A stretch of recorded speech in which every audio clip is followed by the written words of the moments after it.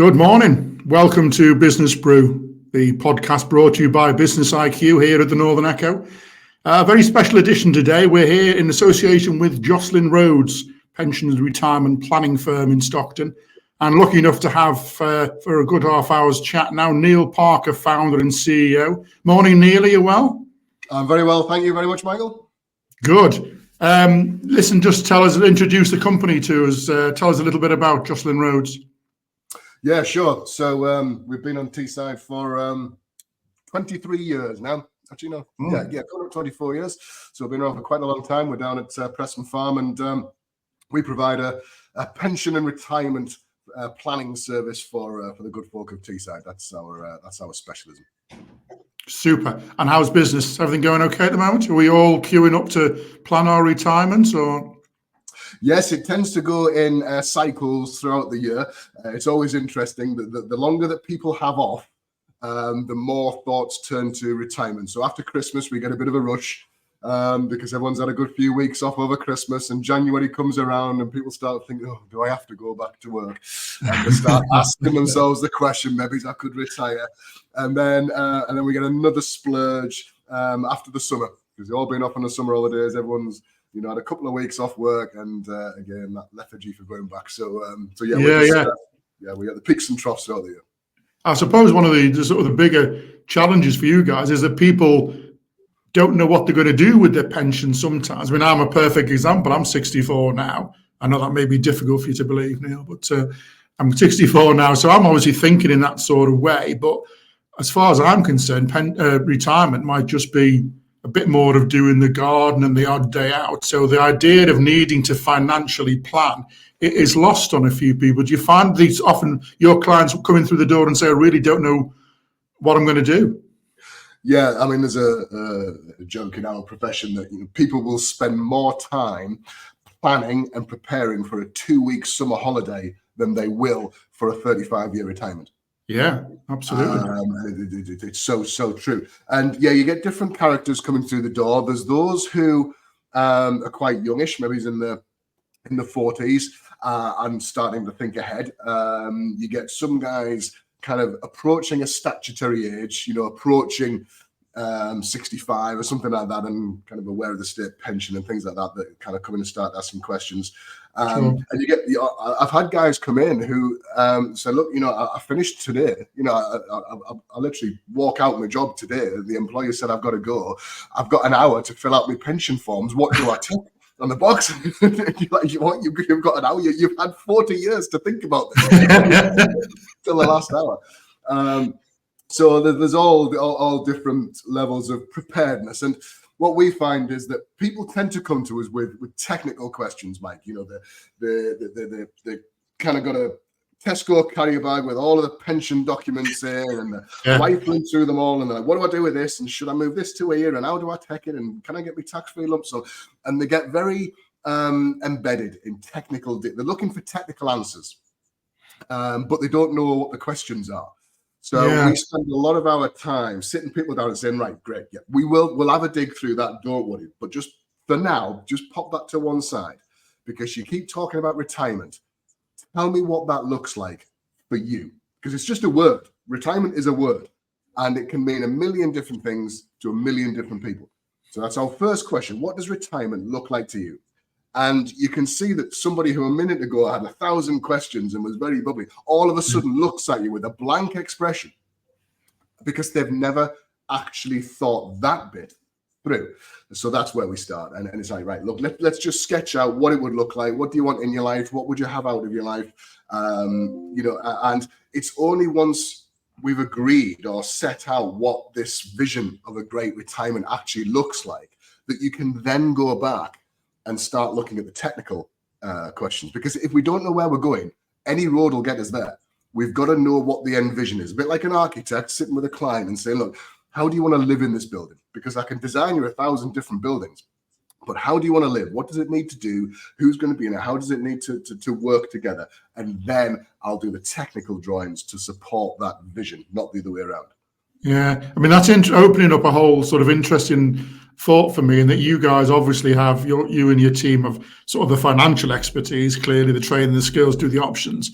but you're absolute people managers as well, aren't you? There's so much of just, it's almost counseling side of things to bring people to that point, and how rewarding that must be when something does just click and they say, oh, okay, yeah, I see where you're going. And then you get some sort of progress, hopefully. Yeah, absolutely. People think that we're technical, beings, but honestly, it is 90% just people. It's 10% technical, and you need to know your stuff. Don't get me wrong, but where you add the real value is in helping people, particularly T-siders, because I know the area, I know how they think, I know how they are, and I know how they worry about things in later life and when it comes to money and stuff. So having that knowledge and being able to guide them through, that's what connects. I mean, in our office, we have people very kindly send in, thank you cards and stuff like that. Often when they're off on the first holiday after retirement, they'll send us a little card in as well. Yeah, nice. And I always say to my guys, I say, look, come on, let's have a look around these. And there must be about 20 or 30 in the reception area. I say, go and read all of those cards. And I tell you what, there is not one card that says, thank you for looking after my investments, or thank you for sorting that tax issue out, or thank you for sorting, anything technical. They don't talk about the technical stuff. It's all about, thank you for removing the worry. Thank you for me getting Dave out of his job. Thank you for giving me the time to look after my mum. It's the human, personal things that people appreciate. Yeah, there's an awful lot to it. It's a very holistic thing. I hope this won't be too frustrating for you, but I thought I'd just pick a few questions that have actually come to me recently as I've started thinking about this, and bat them away or see what you think about it. The first one, I suppose, and I'm absolutely guilty of this, is I think 64 might be too late to start thinking about it. I haven't, exactly what you said, I haven't thought about it and planned it for a long time, and I really should have done. Suddenly, it's maybe a couple of years away, and I've just let things continue, and things have gone on and on and on. Is it too late now? Can something still be done even a couple of years away from needing it in place? Absolutely. I've had clients who've come to me at 92 and we're still working. Right. Okay. And they were still worried about the future. And so absolutely. I think a generation, maybe it's 2 generations ago and before, that retirement was a cliff edge. You got to 65, you got your cards, off you went, and let's face it, you were probably going to get 10 years at best. If I think back to my granddad's generation and before that. Yeah, sure. So pensions were more of like an insurance policy just to cover you for those few years, But it's a different world now. We're far more active in later life. There's lots of jobs. It's not like you're at the coal face digging holes, is it, mate? You're physically, you can still do your job. You're a journalist, So whereas again, 2 or 3 generations ago, that just wasn't an option because your body was done. So we see an awful lot more of kind of what I call like graded retirement, less of a cliff edge. People either working part time or doing voluntary work, but staying active. Or winding down their hours and doing bits and pieces. So absolutely, there's always time to plan. And the thing is to sit down with your loved ones and say, look, what would a great day, week, or month look like? I find that's a great starting point. Imagine you were retired now, whatever retired means to you. And what would Monday look like? What would a great Tuesday look like? What would a great Wednesday look like? And sketch it out on a little planning. And then put your holidays in over the year. Well, would you want one big holiday in the summer? Are we going to go every month? What are we going to do? And slowly you start to put a bit of flesh on the bone. And then, and this is really important, Mike, you've got something to retire to. A lot of people retire from their job. So they're either physically knackered with their job and just want to get out, or they're mentally knackered, or they've just done 40 years and they've had enough. And they're so desperate to get out of work that's their focus. But of course, come Monday morning when you're out, what then? Because all your mates are still at work, and you've been grafting for 40 years. So sitting around and watching Jeremy Kyle or whatever's on in the morning, isn't probably going to do it for you.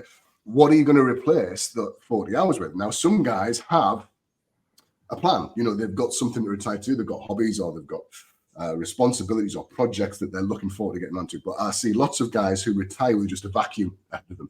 And what tends to happen is mental health is an issue. They can really struggle. And particularly the guys can struggle with that because they lose their sense of purpose sometimes. They lose their professional identity.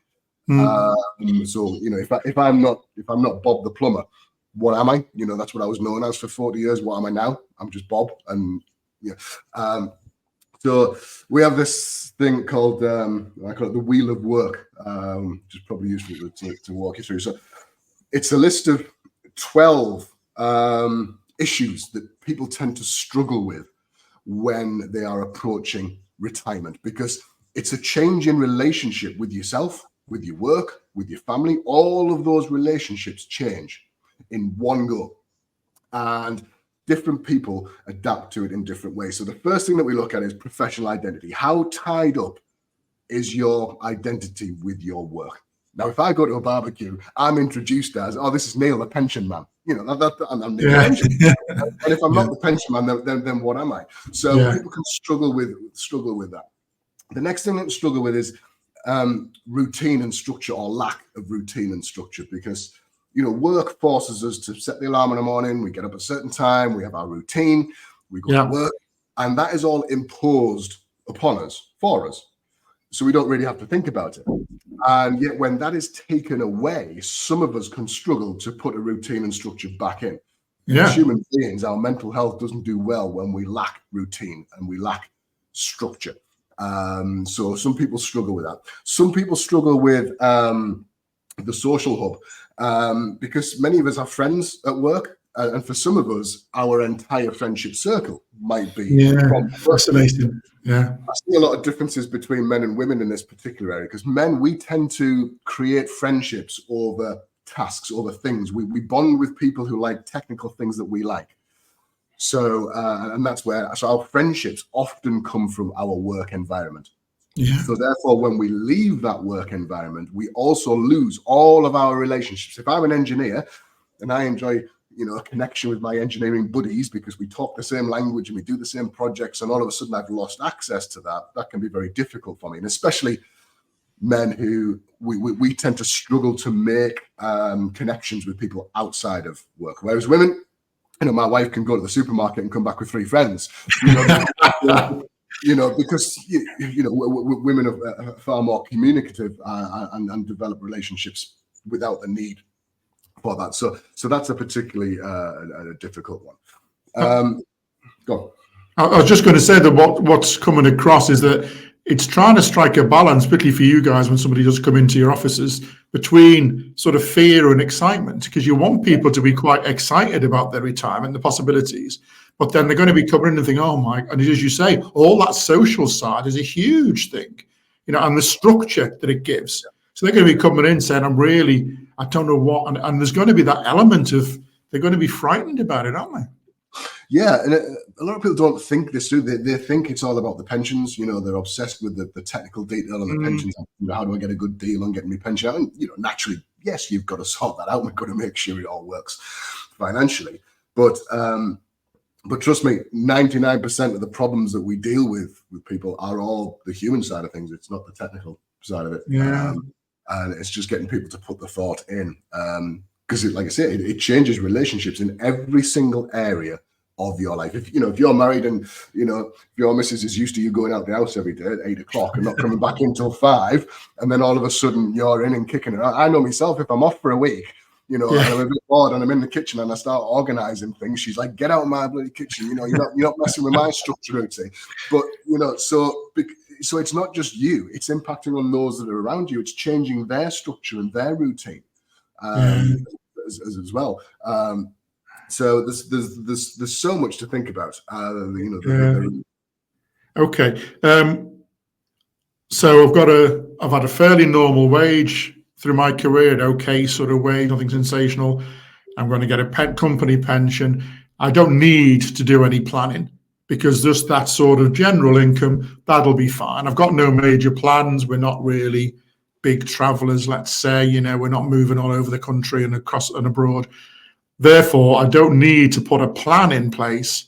I just need to stop working, let the money trickle in, and that'll be fine. How does that strike you as a scenario? I would disagree. You absolutely need to do the planning. So the way that we do it is, First thing we do is we sit down with somebody and we talk to them and their loved ones, about what does this retirement need to look like for you as human beings. Yeah, and it's important if you're in a couple that we talk to both people in that couple, because you'll both have maybe different ideas on what's important to you as part of the family. Yeah. So that's the first job, and that's a good hour and a half where we just sit, we have a cup of tea, and we just chew the fat about life. We don't talk about pensions or investments or anything like that. It's just, what does a great retirement look like? And we're trained to help people kind of sketch that out and visualize it. So by the end of that, we should have a written down vision of what a great retirement looks like. Now, that could be very, very dull and boring. It could be, really, really exciting. It doesn't matter. It's yours, whatever yours is. And if it's just potting around the garden, that's fine. But it's as long as we've got it written down. So we do that first. Then we go and crawl through all of the pensions and investments, and it's called discovery. We get information on absolutely all of your financial assets, and so that we know what we're dealing with. Then we've got this doozy software called cash flow modeling software. So we take your ideal retirement, and with the aid of you, we help work out how much money you're going to need each month, each week, each year to fund the things that you want to do. Now, some of that, a large majority of it, will just be like regular costs, month to month, because you're still going to pay the bills. But there might be big holidays in there. There might be one-off events like weddings and stuff like that you want to pay for, getting the new kitchen put in, all of that. And then we plot it on the chart and in the software. And then we pump in all of the data about all your existing assets, and it works out whether you've got enough or not. And it kind of does a cascade across your lifetime and says, this is how much you'll be spending in each year, taking into account inflation and all this and all the stuff you want to do in your retirement. And it's unique to you. This is what it will cost, and this is what assets you've got, and this is how, from a tax point of view, you should be drawing them down so that you're getting as efficient as possible. And by the end of that, you are one of three types of people. You're either a just enough, a not enough, or a more than enough. Yeah? Right. And it doesn't really matter which one you are. What matters is knowing, because you need to know what enough looks like. Because if you don't know what enough looks like, you will live the life of somebody who doesn't have enough, because you don't know that you have enough. Yeah. Interesting. It's knowing that you have enough that's important. So that's what our software does. And it helps us out. It says, right, Mike, it'll say, right, if I kill you off at 90, assuming you live right way through at 90 and you spend what you tell me you're going to spend on this retirement, and I've looked at all your income and assets, then when you're 90, you'll die and you will have X number of pounds still in the bank. And you would look at that and say, brilliant, smash it. So that gives you the confidence to put your notice in and say, right, I'm off, if that's what you're choosing to do. Of course, if you've not quite got enough, well, then we go back at it and say, right, what's the options? You either work a bit longer and earn a bit more, or maybe you could tell you're spending a little bit, and sometimes it's a bit of both. But we can start to make intuitive, reasoned decisions about that based on our knowledge of the situation, rather than just guessing. Yeah, because if you just guess, you'll always want to earn a little bit more in the hope that you'll have enough. But Yeah, sure. I mean, it's interesting what you touched on earlier on, that, of course, people generally are living longer now. So retirement now, as you say, God willing, is going to be about 30 years. Yeah. And that's sort of quite a long time to plan. One of the issues of perhaps other people like me have is that I sort of struggle with giving myself luxuries. Yeah. So I don't want to sort of blow, let's say, 20 grand on a really nice car that's going to take me through retirement or something. Yeah. So I scale things down, and, well, let's not get carried away here. Yeah. Let's just potter. Yeah. And then we'll see if we can afford to. Do people actually struggle with sort of rewarding themselves after 40, 50 years of work? Absolutely, and especially Teessiders. This is a Teesside. Right. So I'll sit with somebody and I'll say, right, I want you to describe to me what a fantastic retirement would look like for you. Tell me, what would be. And I guarantee the first thing they'll say is, well, nothing extravagant. Yeah. And I think that, the first thing that they've said is nothing extravagant. And everybody says it exactly the same. They always use the same word, nothing extravagant. Now, I'll tell you where it comes from, because I've had a lot of years to think about this and dig into it. I think it's such a mishmash of things. First of all, they don't want to be seen to be extravagant, because Teessiders were just not built that way. Yeah. And you know, it's, I don't think, you know, I've just asked you what you want a brilliant, bright, bold version to be, and you've told me what you don't want it to be. And then people do exactly what you're doing there. We call it bottom up instead of top down. So what they're doing is, in order to not run out of money, or hope that we don't run out of money, we're trying to spend as little as possible, because the less you spend, the more you save, the more likely you are to have enough. That's the logic. Yeah. Yep, that makes sense. Yeah.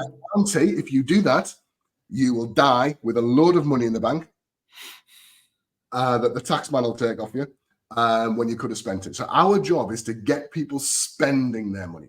Now, when people say nothing extravagant, we have a phrase called the for what. For what do you need enough for? And the most common things in people's for what in Teesside is, I want to know that everything's going to be okay. Yeah, that's number one. In order to put my notice in, I need to know I've got enough. Yeah. They want to, if they're walking down the high street and they see a nice frock in a shop, they want to be able to buy it. If they're going to a restaurant, once a month, they want to be able to have the steak without worrying about it. Yeah. So it's just those nice little things about being able to. They want to look after the family. They want to make sure that the kids are all right. Can I give them a bit for a deposit for a house? If little Johnny's out of work, can I support him? And that kind of stuff. And it's all that just simple, straightforward stuff that we just want to be comfortable. We want to be content. And you're right, we don't want to own football clubs and sail yachts around the world and stuff like that. It's just you're not part of it. But there's a middle ground, because unfortunately most people do die with a lot of money in the bank, having lived a life lesser than it needed to be. And the other thing is that when we talk about retirement isn't one phase. If you think, let's say you got 30 years, you mentioned you were 64. So 30 years ago, you were 34. Now I'm going to bet that, last weekend, whatever you did last weekend, I'm betting was very different than what you did when you were 34. Yeah? True enough. There you go. So, you can't think of it as just one thing. You are going to go through different phases of life after you retire in the same way as you have done in the years preceding this. If you look back at your life, it's a bit like a tapestry, isn't it? You can almost, it's like a tree, you can kind of see the timelines. You can see when your lifestyle changed as you went through the years, when family came along, maybe it's changed and the kids left home, you had a bit of a different time, and you can kind of plot it. That's going to continue. Your years 65 to 75, they'll be your active years. You'll be off on holidays, touch wood, doing all the big stuff. 75 to 85, you'll start slowing down. You'll want to go less far away. You'll spend a lot less money. So really, you want to be spending more money in your 65 to 75 years than you're going to spend in your 75 to 85 years. But people do it the opposite way around, because they're so scared of running out when they're older. They spend less between 65 and 75. They don't do the holidays. They don't do the traveling. They don't do the things they want to do. And then later in life, when they're sat in a care home, paying through the nose for it, that's when they regret not doing the stuff that they should have done whilst they had the health and the activity levels. Just fascinating stuff. It's triggering so many sort of questions. Tell me how most people regard their homes, because let's say that by the time you retire, let's say that you paid off your mortgage, so it's a considerable asset. Do people see it as an asset to be used for money at some stage, or do they just want to stay in it because it's the home? What's the general thing? Oh, there is so much psychology mixed up with this, Mike. So we do estate planning as well. So we the wills and trusts and powers of attorney, all the kind of legal documents. So when it comes to the house, most people, when they talk about the house, will want it to go to the kids. That's what they've got in their head. Now, when you think this through, so you've got a couple sat with you, let's say they're 65 years old. And I'll ask about the house and I'll say, would you consider releasing equity from it to support your retirement, for example? And they'll say, no, I want the house to go to the kids. And I'll say, right, okay. Let's just think this through. How many kids have you got? They'll say 3. Say, okay, where do they live? Well, little Johnny's around the corner. Our Sandra's married a fella. She's over in America. And Dave's, works down in London. Right, okay. Have they got children? Yeah, we got, 3 or 4 grandchildren. Smashing. So in your head, when you die, what have you got in your head? Are you imagining all of these children coming back from their their homes where they live now and their families are moving back into your house. Is Dave going to come back and get his old bedroom he had with his Star Trek wallpaper on the wall? And you can see them looking at it going, no, they're not other. I was like, no, they're not going to come back. I said, so when you say, I want the house to go to the kids, do you mean the money in the house to go to the kids? And they'll go, well, I guess I do. I guess I must do. I said, right, okay.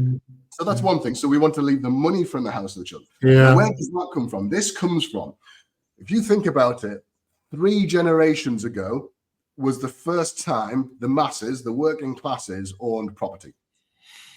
So prior to Maggie Thatcher in the 80s with the right to buy scheme, prior to that, home ownership was a distant dream for most of the working classes. Yep.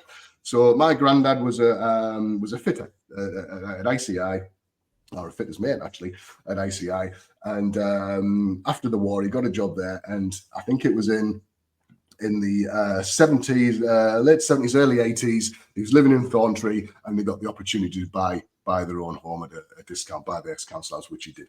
And now, so prior to that point, the working classes just had the concept of the rent man.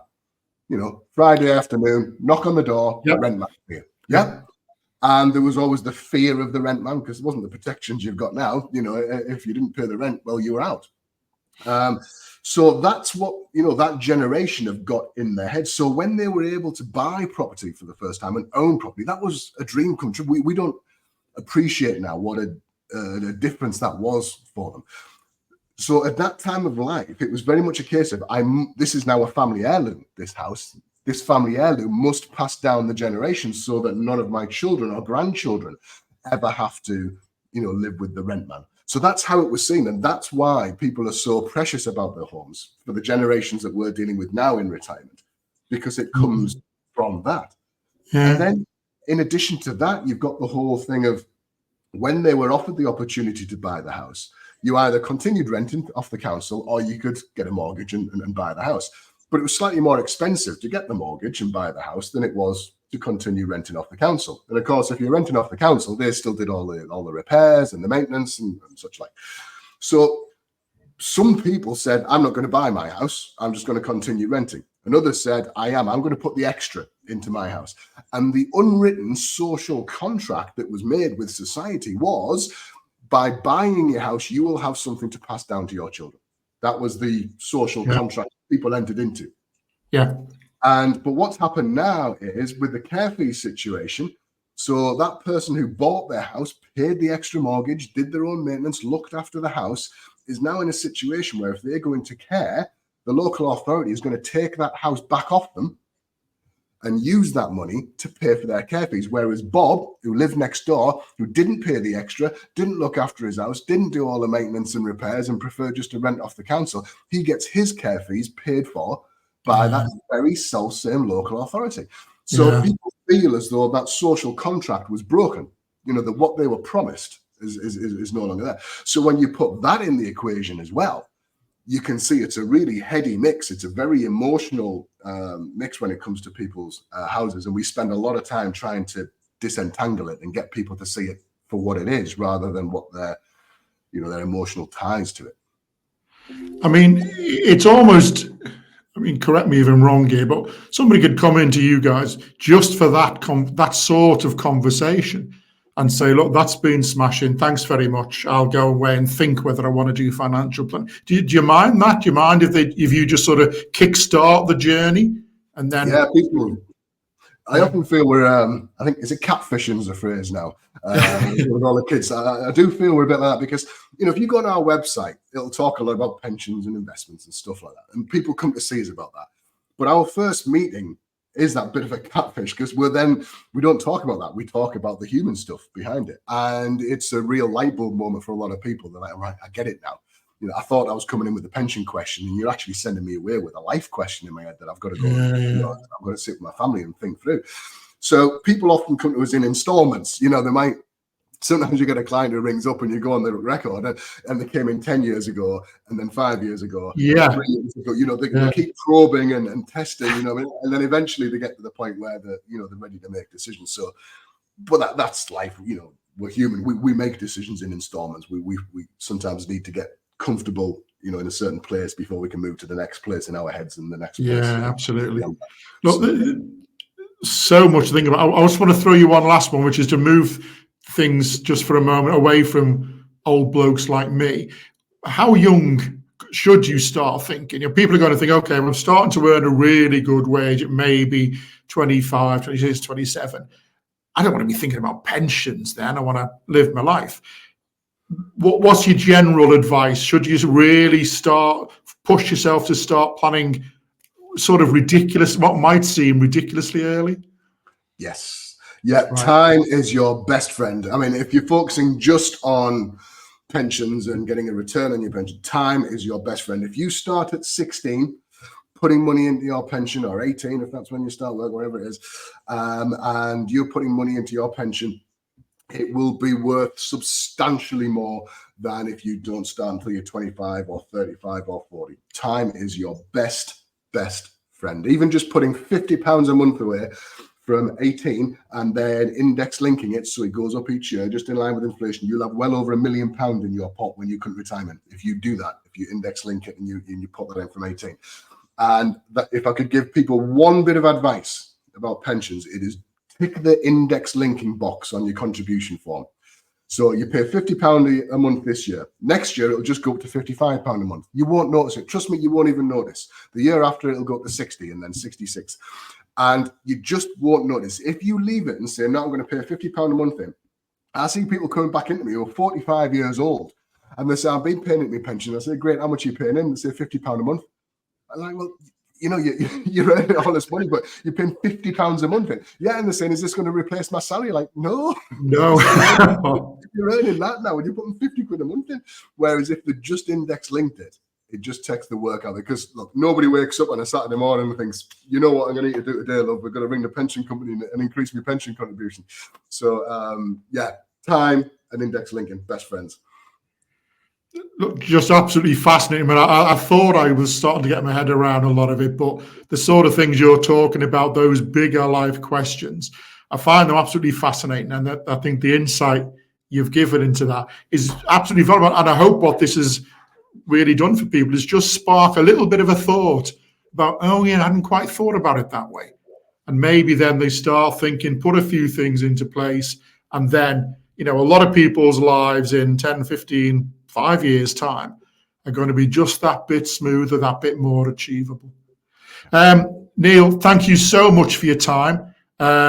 We'll hopefully talk soon. I might well just give you a ring myself in the next year or so and say, where am I? What can I do? Just to get that sort of peace of mind and plan ahead. Neil Parker, founder and CEO of Joslin Rhodes. Thank you very much for your time. This is the Business Brew podcast from BUSINESSiQ. We'll see you again soon. Thanks very much. Thanks, Neil. Thank you, Mike.